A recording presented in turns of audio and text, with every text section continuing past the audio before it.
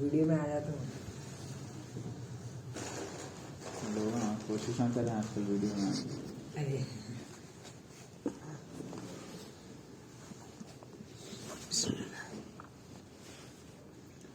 اعوذ باللہ من الشیطان الرجیم بسم اللہ الرحمن الرحیم وقال الملك ائتوني به استخلصه لنفسي فلما كلمه قال إنك اليوم لدينا مكين أمين قال اجعلني على خزائن الأرض إني حفيظ عليم صدق الله العظيم.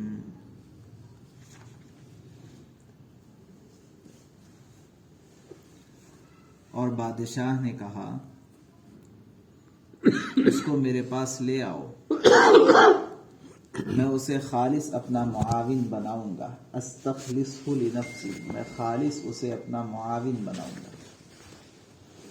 فلما کلمہ، چنانچہ جب یوسف علیہ السلام بادشاہ کے پاس آ گئے اور بادشاہ نے ان سے باتیں کی، قال انک اليوم لدینا مکین امین، تو اس نے کہا کہ آج سے ہمارے پاس تمہارا بڑا مرتبہ ہوگا اور تم پر پورا بھروسہ کیا جائے گا. قال اجعلنی علی خزائن الارض، یوسف علیہ السلام نے کہا کہ آپ مجھے ملک کے خزانوں کے انتظام پر مقرر کر دیجئے. انی حفیظ علیم، یقین رکھیے کہ مجھے حفاظت کرنا خوب آتا ہے اور میں اس کام کا پورا علم رکھتا ہوں. پیچھے سے یہ بات چل رہی تھی کہ جب یوسف علیہ السلام نے بادشاہ کے خواب کی تعبیر بتا دی اور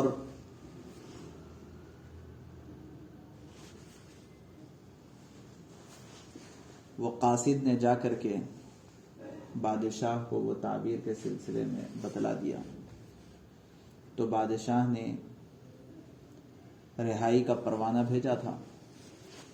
حضرت یوسف علیہ السلام نے اسے ریجیکٹ کر دیا اور کہا کہ معاملے کی پوری تحقیق کروائی جائے. جب معاملے کی پوری تحقیق ہوئی اور یہ ثابت ہو گیا کہ یوسف علیہ السلام بالکل بری ہے، کلین چٹ یوسف علیہ السلام کو مل گئی، تو اس کے بعد یوسف علیہ السلام نے اللہ کا شکر ادا کیا، اس بات کا اظہار کیا کہ یہ جو کچھ ہے اس میں میرا کوئی کمال نہیں ہے بلکہ یہ اللہ کی جانب سے ہے. یہ تفصیلات پوری یوسف علیہ السلام نے بیان. اب جب کہ بادشاہ نے بلا بھیجا ہے، پہلے جب بلا بھیجا تھا تو اس وقت تو صرف رہائی کا حکم نامہ جاری کیا تھا. اب جب بلا بھیجا تو پورے سرکاری اعزاز کے ساتھ بلوایا. قرآن پاک نے اس کو صرف اتنا ہی بیان کیا، ائتونی بہ استخلصہ لنفسی. یہ ایک جملے میں قرآن نے وہ پورے منظر کو سمیٹ لیا، جو سینیریو تھا اس کو سمیٹ لیا. استخلصہ لنفسی کے معنی ہے میں انہیں خالص اپنا معاون بناؤں گا. تو خالص اپنا معاون بناؤں گا تو کس قدر بادشاہ کی جانب سے قربت کی بات ہے کہ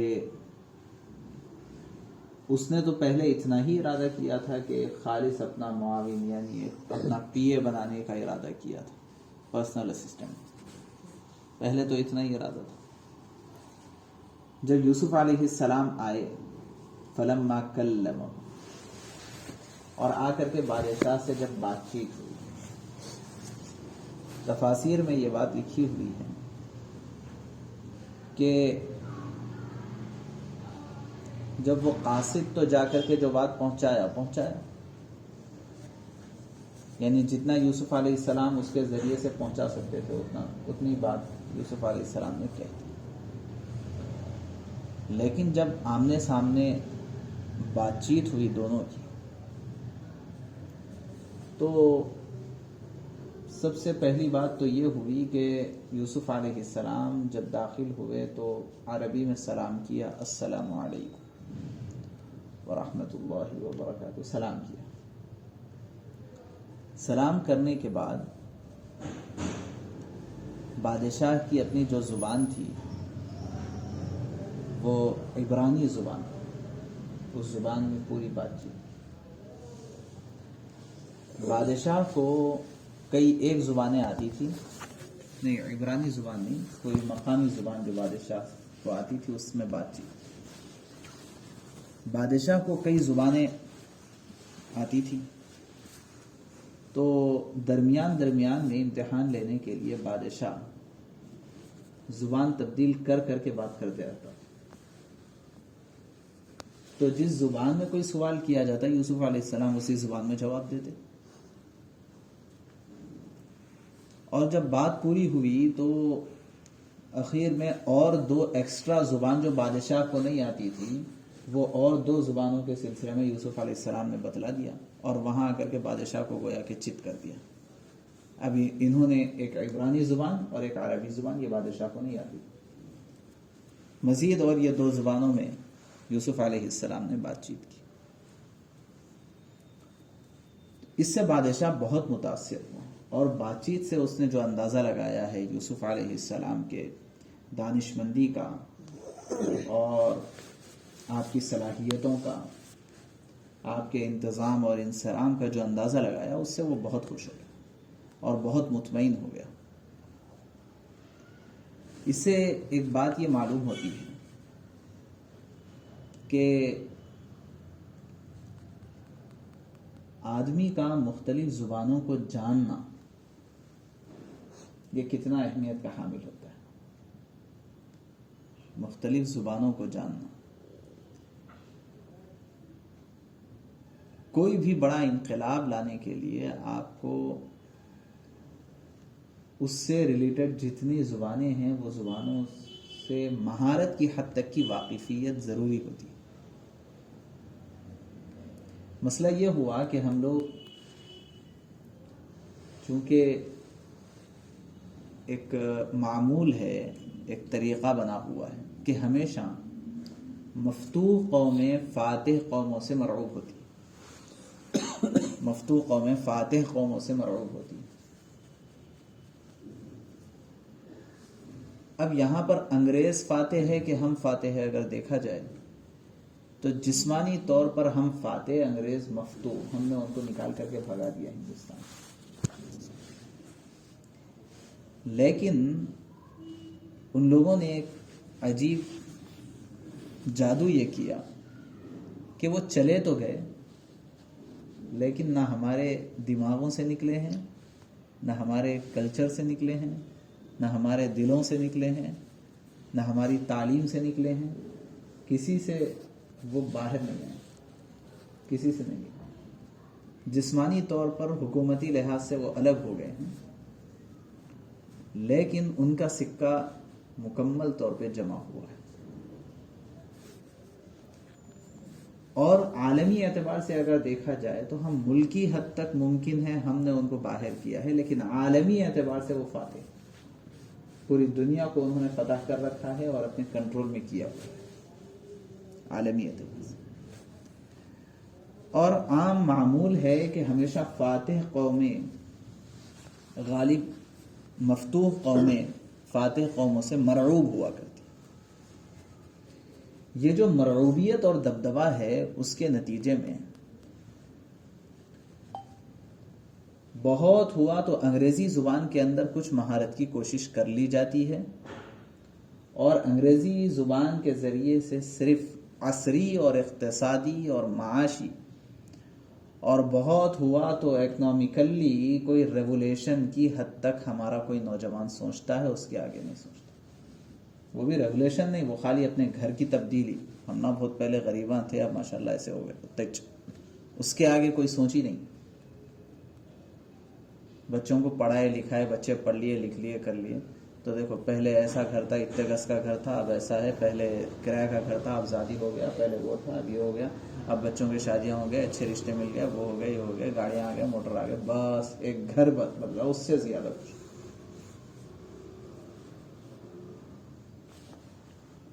لیکن جو دینی انقلاب کے لیے سوچتے ہیں، اسلامی انقلاب کے لیے سوچتے ہیں، اور جن کے دماغ میں جیسی وسعت ہوتی ہے،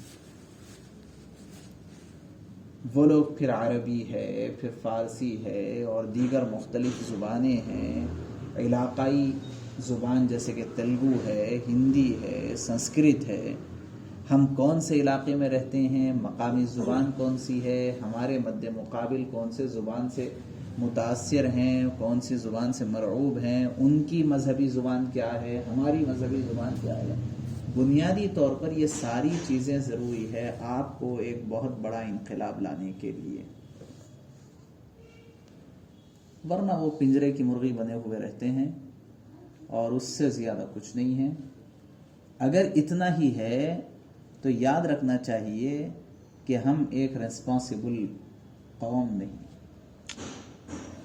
اللہ تبارک و تعالیٰ نے ہم سب کو ایک ریسپانسبلٹی دے کر کے اس دنیا کے اندر بھیجا ہے. اگر صرف ہماری سوچ اتنی ہی ہے کہ میں اچھا کھا لوں 3 وقت، اچھا ٹھیک ٹھاک پہن لوں، اور کسی معاملے میں میرے کو کبھی پیسوں کی تنگی نہ ہو، اگر ہماری سوچ اتنی ہی ہے تو ریسپانسبلٹی کس چیز کی، ذمہ داری کس چیز کی، آئے کیوں دنیا کے اندر، کر کیا رہے ہیں؟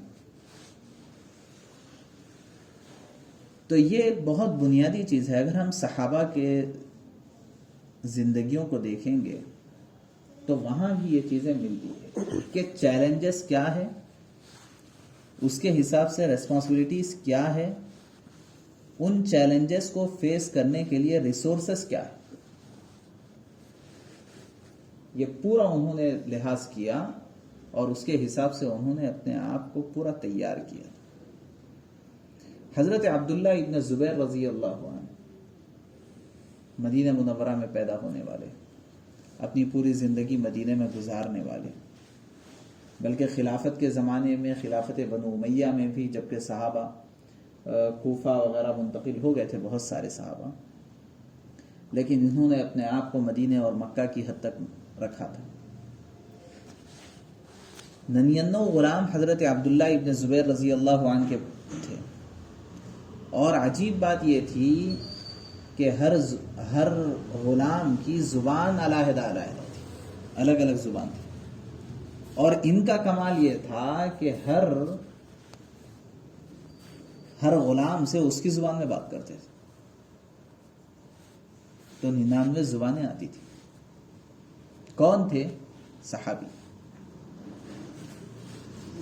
یہ ہمیں سمجھنے کی ضرورت ہے کہ ہمارے چیلنجز کیا ہے، ان چیلنجز کو فیس کرنے کے لیے ریسورسز. یہ چیلنج بالکل نہیں ہے کہ ہم بہت غربت میں ہیں، ہمیں اٹھنا ہے اوپر اور مالدار بننا ہے. یہ چیلنج نہیں ہے، یہ کوئی چیلنج نہیں.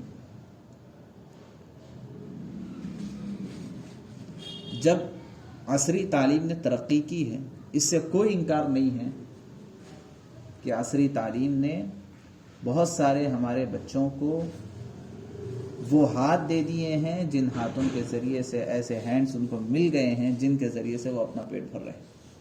اتنا تو ہوا ہے. لیکن غور کرنے کا مقام یہ ہے کہ کیا اس سے آگے بڑھ کر کے ایک نیشن کو بلڈ اپ کرنے کے لیے اور ایک قوم کو تبدیل کرنے کے لیے کچھ کام ہوا ہے؟ بالکل. حضرت یوسف علیہ السلام کے اندر اللہ نے جو صلاحیت رکھی تھی، اور اس صلاحیت کو ڈیولپ کرنے کے لیے یوسف علیہ السلام نے جو محنت کی ہوئی، آپ غور کیجئے کہ دراصل اس کی وجہ یہ ہے کہ یہ وہ صلاحیت ہے جس صلاحیت کی بنیاد پر آگے پورے مصر کے اطراف و اکناف کو اٹھا کے کھڑا کرنا تھا. اس لیے کئی ایک زبانوں سے واقف تھے، بہت اچھی طرح واقف تھے.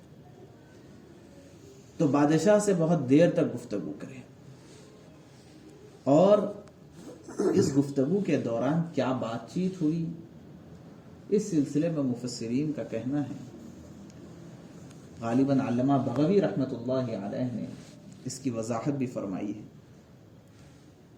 کہ اب آنے کے بعد صرف خواب کی تعبیر بتلاتے بیٹھ گئے، اتنا نہیں ہوا۔ بہت ساری وہ باتیں اور وہ حالات جو بادشاہ کے ساتھ پیش آ رہے تھے، دیکھے بغیر جیل میں رہتے ہوئے اپنی جو ہے فہم اور دانشمندی سے ان تمام حالات کو بھانپ لیا، اور پھر بادشاہ کے سامنے وہ سارے حالات رکھے، آپ یہ مسائل سے دوچار ہیں، یہ پریشانی ہے، یہ دشواری ہے، ایسا ہے، ایسا ہے، یہ ساری چیزیں پہلے بادشاہ کے سامنے رکھی۔ بادشاہ تعجب کر رہا تھا کہ آخر آپ کو ان سب چیزوں کا اندازہ کیسے ہوا، کس نے بتایا؟ بادشاہ تعجب کر رہا تھا۔ دراصل یہ دانشمندی ہوتی ہے کہ جب کوئی ایک کیفیت ہو رہی ہے تو ایک عام ڈاکٹر ہے تو وہ کچھ بیماریاں، ایک آدھ بیماری پوچھ کر کے اس کے آگے پیچھے کی کیفیت پوری بتلاتا ہے۔ یوسف علیہ السلام نے بادشاہ سے اس طرح کی تفصیل سے بات چیت کی، وہ کافی تعجب کر رہا تھا۔ اس کے بعد پھر بادشاہ نے پوچھا کہ یہ تمام مسائل ہے، گراؤنڈ ریالٹیز ہے، یہ سب فیکٹس ہے اور پرابلمس ہے، حل کیا ہے؟ پھر یوسف علیہ السلام نے پوری تفصیل کے ساتھ ایسے بہترین منصوبے بتلائے ہیں کہ ان منصوبوں کے سلسلے میں ابھی تک دور دور کا کسی کو خیال تک نہیں تھا، ایسے منصوبے بتلائے، اور بادشاہ کو مطمئن کیا کہ آپ اگر منصوبہ بند طریقے سے ویل پلانڈ کام کریں گے تو آپ کو کوئی دشواری نہیں ہوگی، آرام کے ساتھ ملک پورا چلے گا۔ اور یہ تو طے ہے کہ قحط تو آنا ہے ملک میں، اور یہ کرائسس اکنامیکلی آئے گی، یہ سب ہے، طے ہے، لیکن اس کے باوجود منصوبہ صحیح ہوگا تو کام آسانی کے ساتھ نکل جائے گا، ورنہ بھوک مری عام ہو جائے گی، لوگ جیتے جی مر جائیں گے۔ تو اس کو اللہ نے فرمایا فلما کلمہ، جب یوسف علیہ السلام نے بادشاہ سے بات کی، اور بلکہ بادشاہ نے ان سے باتیں کی، تو اس کے بعد بادشاہ نے یہ فیصلہ کر لیا کہ لدینا انک الیوم لدینا مکین امین۔ دیکھیے پہلے کہہ رہا تھا میں پی اے بناؤں گا، استخلصہ لنفسی، بات ہونے کے بعد بادشاہ کہنے لگا کہ آپ کی ہمارے پاس ایک جو ہے ایک بہت بڑا مقام و مرتبہ ہوگا اور آپ کے اوپر بھروسہ کیا جائے گا۔ ابھی بھی بادشاہ نے، چونکہ وہ بھی بڑا عقل مند آدمی تھا، جیسے قرآن کے ان جملوں سے اندازہ ہوتا ہے، عزیز مصر الگ ہے، یہ بادشاہ الگ ہے، گویا کہ وزیر اعظم تھا وہ عزیز مصر، جس کے پاس پلے بڑے تھے وہ وزیر اعظم تھا۔ یہ ہے بادشاہ جس نے خواب دیکھا۔ عام طور پہ یہاں پر ایک غلط فہمی یہ ہوتی ہے کہ لوگ سمجھتے ہیں کہ صاحب یہ جس کے گھر میں تھے پہلے اسی نے خواب دیکھا ہے، ایسی بات نہیں ہے، وہ عزیز مصر تھا۔ وہ تو ہوا یہ کہ جب بادشاہ نے بلایا اور یہ کہا تو اس کے بعد 1 سال تک بادشاہ اپنے دربار میں حضرت یوسف علیہ السلام کو رکھے رہا، ابھی کوئی عہدہ نہیں دیا، تاکہ دیکھیں، غور کریں، ایسا نہ ہو کہ تھوڑا سا کسی کی بات سے متاثر ہو گئے اور فوری کوئی بڑے بڑے عہدے حوالے کر دیے۔ اس کے بعد بعض روایات میں آتا ہے کہ اسی دوران عزیز مصر کی وفات ہو گئی۔ جب عزیز مصر کی وفات ہو گئی تو بادشاہ تو یہ چاہتا تھا کہ حضرت یوسف علیہ السلام کو عزیز مصر ہی بنائے، وزیر اعظم ہی بنائے، لیکن یوسف علیہ السلام بجائے اتنی بڑی ذمہ داری لینے کے، وہ چھوٹی ذمہ داری، اس کے مقابلے میں کم ذمہ داری لینا چاہتے تھے۔ یہ دراصل جواب ہے ان لوگوں کے لیے جو اعتراض کرتے ہیں اگلی آیت پر کہ یوسف علیہ السلام نے عہدہ مانگا ہے کہ مجھے فائنانس آفیسر بنائیں، اجعلنی علی خزائن الارض، مجھے زمین کے خزانوں کا مالک بنا دیجئے، اس کا امین بنا دیجئے۔ تو یہ عہدہ مانگا ہے یوسف علیہ السلام نے۔ تو یہ جو اعتراض بعض لوگوں کی جانب سے آتا ہے یوسف علیہ السلام پر، اس کا جواب یہ ہے کہ بعض روایات کے مطابق بادشاہ تو وزیر اعظم بنانا چاہتا تھا، لیکن حضرت یوسف علیہ السلام نے اس کو کم کر کے یہ کہا کہ مجھے صرف وزیر فائنانس بنا دیجیے، اجعلنی علی خزائن الارض۔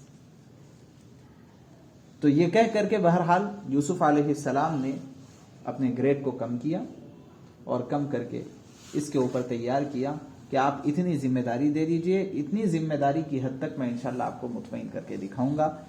اور اس کے اندر 2 صفات یوسف علیہ السلام نے بیان فرمائی، انی حفیظ انی علیم، میں پوری حفاظت کرنے کا ہنر رکھتا ہوں، مجھے حفاظت کرنا خوب آتا ہے، اور میں یہ جو شعبہ ہے، یہ جو ڈپارٹمنٹ ہے، اس ڈپارٹمنٹ کو پورا ہینڈل کر سکتا ہوں امانت داری کے ساتھ۔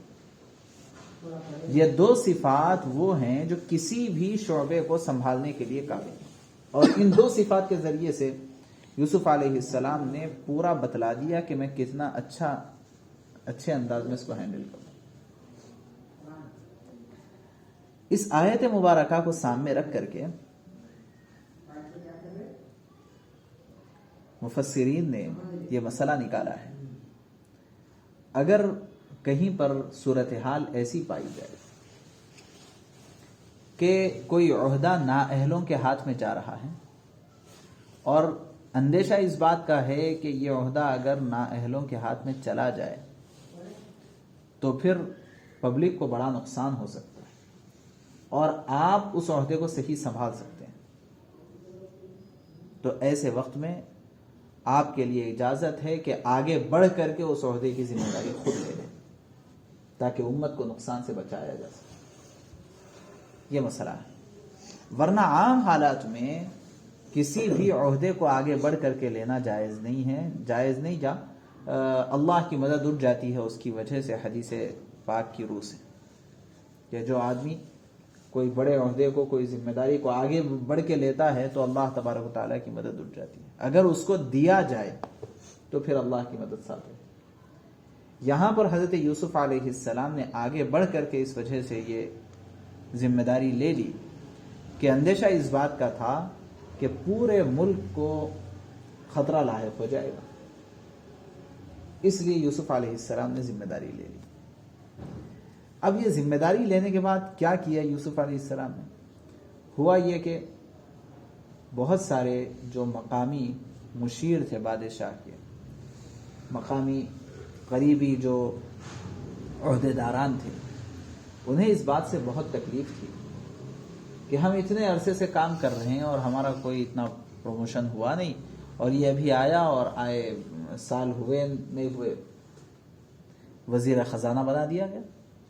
اس سلسلے میں بہت حسد تھا، تو ان لوگوں نے یہ طے کیا کہ اب ہم ان کے حکم کی خلاف ورزی کریں گے، نہیں مانیں گے بات، آخری درجے میں اتنا ہی کر سکتے اور کیا کر سکتے۔ تو یوسف علیہ السلام نے جو نظام بنایا تھا وہ سب سے پہلے یہ کہ پورے ملک میں کتنی زمین ہے یہ دیکھا، پوری زمین میں سے کتنی زمین حکومت کی ہے اور کتنی زمین پبلک کی۔ پبلک کے پاس جتنی زمین تھی، حکومت سے یہ کہہ دیا کہ حکومت اپنی زمین پر پوری کاشتکاری کرے گی، لیکن اس کے پورے غلے کو حکومت محفوظ کرے گی، اس کا غلہ کہیں پر خرچ مت کریے، بس حکومت اپنی پوری زمین پر جتنی پیداوار ہوگی اس کو محفوظ کرے گی۔ عوام کی جتنی زمین تھی اس عوام کی زمین پر بھی پہلے تو یہ حکم جاری کر دیا کہ کوئی زمین خالی نہیں رہے گی، پوری کاشتکاری ہونا چاہیے۔ خالی پڑی نہیں رہنا چاہیے. اور اس کے بعد سب کو یہ حکم بھی دے دیا کہ تمہاری جتنی پیداوار ہے ہر کٹائی کے زمانے میں اپنی کٹائی میں سے 5% حصہ نکال کر کے الگ رکھتے ہو. 5%. اور مصر کا جو علاقہ ہے وہ بہت زرخیز ہے. بہت زرخیز ہے. زرخیز مطلب سال میں 2 مرتبہ وہ کٹائی ہوتی. تو بہت زرخیز ہونے کی وجہ سے وہاں پر سال میں 2 مرتبہ پھل آ جاتے ہیں. اس اعتبار سے 7 سال تو ہر سال 10%. ہر کٹائی میں سے 5% کا مطلب یہ ہوا کہ ہر سال 10% کٹائی. تو اس طرح سے گویا کہ 7 سال میں ہر بندے کے پاس 70% محفوظ تھا. اس کے غلے میں سے 70% اس کے پاس محفوظ تھا. ہر بندے کے پاس. اس میں سے تو خرچ ہوا نہیں. وہ محفوظ کیسا کیا جائے اس کے لیے بھی پورے اصول ضابطے بنائے یوسف علیہ السلام نے کہ جو کٹائی ہوگی سیدھا وہی لے جا کر کے آپ محفوظ کریں گے. اور حکومت کی طرف سے بڑے بڑے گودام ہر محلے میں بنا دیے گئے. ہر محلے میں بڑے بڑے گودام بنائے گئے اور یہ طے کیا گیا کہ دھان الگ کر کے غلے کو محفوظ نہ کیا جائے بلکہ دھان میں رکھ کر کے محفوظ کیا جائے. تو جن لوگوں کو حسد ہو گیا تھا ان لوگوں نے طے کیا کہ نہیں ہم تو دھان نکال کے محفوظ کریں گے. چنانچہ ان لوگوں نے دھان نکال کر کے محفوظ کیا تو 2 سال 3 سال میں پورے غلے کو کیڑ لگ گیا. کیڑ آ گیا پورا. بہرحال ہوا یہ کہ دھان کے ساتھ محفوظ ہوا. اور نظام یہ بنایا گیا تھا کہ یعنی پورا سروے کیا گیا تھا کہ کس گھر میں کتنے افراد رہتے ہیں اور اتنے افراد کے لیے 1 مہینے میں کتنا اور سال بھر میں کتنا غلہ انہیں لگے گا. اس کے ساتھ مہمان وغیرہ بھی آ جائیں تو کتنا غلہ لگے گا. یہ پورا حساب ڈال کر کے وہ جو گودام تھے وہ گودام پر یہ ذمہ داری تھی کہ ہر گھر کو جتنے گھر کی ضرورت ہے اتنا ہی غلہ دیا جائے گا, اس سے زیادہ نہیں دیا. یہ نظام پورا بنا دیا. اس کے نتیجے میں کہیں پر بھی احتکار نہیں ہو سکا. یعنی اٹھا کے رکھ لینا, چھپا کے رکھ لینا, یہ نہیں ہو سکا. جتنا غلہ اگ رہا تھا وہ پورا کا پورا غلہ آ رہا تھا گودام میں, ویئر ہاؤس میں. پھر یہاں سے یہ سپلائی ہو رہا تھا اور ہر ایک کے گھر میں 7 سال میں تقریباً 70% غلہ ہر ایک کے گھر میں مزید اپنا جمع ہو گیا تھا. پلس آپ کو یاد ہوگا کہ حکومت کی زمینوں کا جتنا غلہ تھا وہ پورا کا پورا جہاں کو وہاں محفوظ تھا. اب بادشاہ نے, حضرت یوسف علیہ السلام نے نظام یہ بنایا کہ جب یہ 7 سال جس میں غلہ اگ رہا تھا وہ پورے ہو گئے تو اب ہر محلے میں ابھی اتنا غلہ موجود تھا کہ اس محلے کے لوگ اگلے 7 سال تک آرام سے کھا سکتے تھے. یہ ہے سیلف ریلائنٹ ہونا اپنے ایریے کا. اپنے ایریے کا سیلف ریلائنٹ ہونا. اور یہی ہے MACC کا مقصود کہ اپنا ایریا سیلف ریلائنٹ ہو. تو اگلے 7 سال تک ان کو کوئی دشواری نہیں تھی کہ کیا حالات ہوں گے, کیا ہے. نہیں, ہمارے پاس اگلے 7 سال قحط آنے والا ہے اور یہ قحط کے لیے ہمارے پاس سہولت پوری موجود ہے. چونکہ یہ قحط صرف مصر میں نہیں اطراف و اکناف کے علاقوں میں بھی آنے والا تھا, اسی کے نتیجے میں حکومت کا جتنا غلہ تھا وہ باقی رکھا تھا یوسف علیہ السلام نے. اور یہ مشورہ دیا تھا کہ آپ اگرچہ فری تقسیم نہ بھی کریں اور نارمل قیمت لے کر کے بھی اطراف و اکناف کے لوگوں کو یہ غلہ دے دیں گے تو آپ کی جو GDP ہے وہ GDP اتنا اٹھ جائے گی. پورا حساب ڈال کر کے بتا دیا. کس زمانے میں؟ جبکہ قحط چل رہا ہے, اس زمانے میں آپ کی GDP اٹھ رہی ہے. تو ہوا ایسے ہی کہ جب قحط کا زمانہ شروع ہوا تو اطراف و اکناف کے لوگ بھی بے چین ہو گئے، اور یہاں سے متصلاً جو آبادی شروع ہوتی ہے وہ ملک شام کی ہے، ایجپٹ اور سیریا۔ اس زمانے میں سیریا میں یہ سب ملک شام کے علاقے تھے، اسرائیل ہے، اردن ہے، فلسطین ہے، لبنان ہے، یہ سب ملک شام کے علاقے، بعد میں یہ تقسیم ہوئے۔ تو وہاں سے ملک شام کے بارڈر قریب تھے، تو اطراف و اکناف کے لوگ مصر آتے تھے غلہ خریدنے کے لیے۔ اب یہاں ان کو غلہ بیچا جاتا تھا، اور وہ غلے سے مصر کو اب مزید فائدہ ہو رہا تھا۔ اسی دوران ملک شام ہی کا ایک علاقہ ہے کنعان، ان لوگوں کو بھی پتا چلا، کنعان کے لوگوں کو، کہ بھئی قحط ساری ہے اور کہیں پر کچھ ہے نہیں، کہیں پر بھی ہم کو کھانے پینے کے واسطے کوئی مسئلہ حل نہیں۔ مصر میں پتا چلا ہے کہ بہت ہی بہترین بادشاہ کا وہاں پر تقرر ہوا ہے، وزیر فائنانس کا، لہٰذا وہاں سے ہم کو غلہ آسانی کے ساتھ مل جائے گا، مگر شرط یہ ہے کہ 1 سال کا ہی ملے گا، 1 سال سے زیادہ کا نہیں ملے گا، وہاں پورا حساب کتاب دینا ہے، جو جائیں گا اس کے حساب کا ملیں گا، اس سے زیادہ نہیں ملیں گا 1 سال تک۔ یہ جب پتا چلا تو وہاں کنعان سے حضرت یعقوب علیہ السلام کے پورے بیٹے ملک مصر آئے تھے غلہ لینے کے لیے۔ آگے اس کی تفصیل آ رہی، اور اسی کے بعد آہستہ آہستہ مسئلہ، چونکہ 7 سال تک تو آنا تھا ہم کو، اس لیے یوسف علیہ السلام نے بھی پہلے سال میں اگنور کیا۔ تو بہرحال حضرت یوسف علیہ السلام نے فرمایا قال اجعلنی علی خزائن الارض انی حفیظ علیم، میں حفاظت بھی کرنے کا ہنر رکھتا ہوں، اور میں اس شعبے کو، اس ڈپارٹمنٹ کو پورا جانتا ہوں کہ کیسے اس کو ہینڈل کیا جائے۔ یہ دونوں صفات ہے، تو ان دونوں صفات کے نتیجے میں یہ پورے مسئلے کو میں قابو میں لا سکتا۔ یہاں سے ایک بات ہمیں یہ بھی سمجھ میں آئی کہ جس وقت لوگوں کی جو ضرورت ہے، آپ اس وقت کی وہ ضرورت پوری کریں گے تو لوگ آپ کی دینی بات بھی سنیں گے۔ وقتیہ ضرورت کو آپ پوری نہیں کر کے اگر ان کو اللہ اور رسول کے قریب لانا چاہیں گے تو وہ قریب نہیں ہوں گے بلکہ دور ہو جائیں گے۔ یہ خود رسول اللہ صلی اللہ علیہ وسلم کی سنت بھی ہے، اور اسی کا ایک نمونہ اللہ نے حضرت یوسف علیہ السلام کا ہمارے سامنے پیش کیا کہ اس وقت ضرورت تھی پورے ملک کو سنبھالا دینے کی، پورے ملک کو سنبھالا ہے، اور ایسا سنبھالا کہ اس کے بعد جو ہے ایسے سب کے سب متاثر ہوئے کہ اب یوسف علیہ السلام کی بات کا انکار کرنے کی کسی کے پاس کوئی گنجائش نہیں رہی، اور پورے مصر کے اندر یوسف علیہ السلام نے اسلام کا بول بالا کر دیا۔